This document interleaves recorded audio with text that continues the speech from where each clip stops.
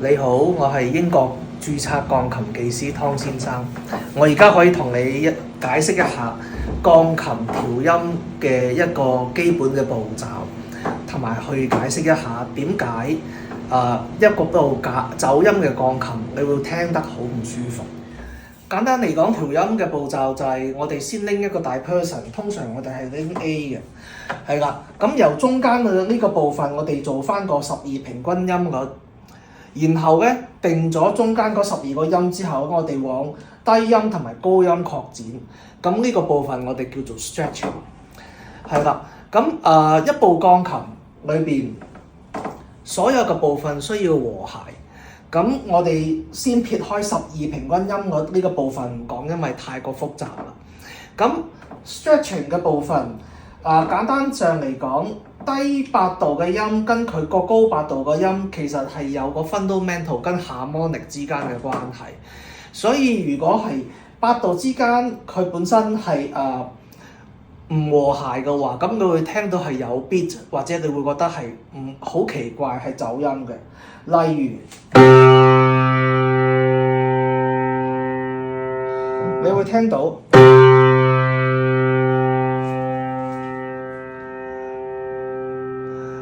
係嘛？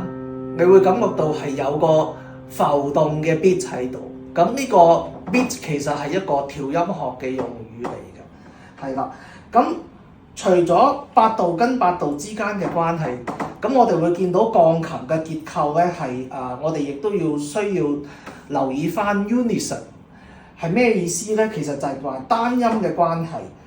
因為咧鋼琴裏邊單音咧其實都分開咗2條線或者3條線，咁亦即係話呢一組嘅線，如果佢哋震動嘅 frequency 係唔一樣嘅話咧，咁你亦都會聽到咧係十分之奇怪。例如係喺呢一度2條線為一組嘅，你聽到亦都會有 beat。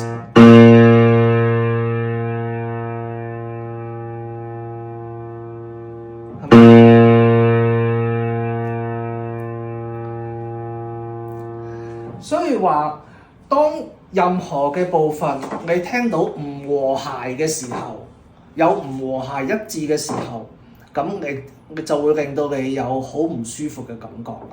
所以亦都係呢個原因。如果係真係想好好咁學習鋼琴嘅話咧，咁係建議定期調翻音。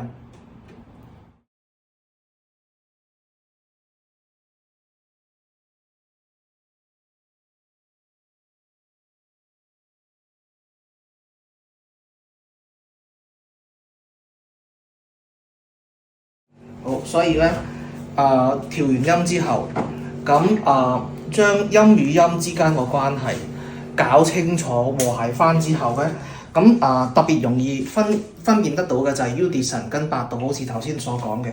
咁我哋而家彈翻頭先試翻個 C 嘅八度，咁你可以做翻個比較。係啦，而家係平翻嘅啦。咁頭先亦都試翻個 unison。係個 B flat 嘅，係啦。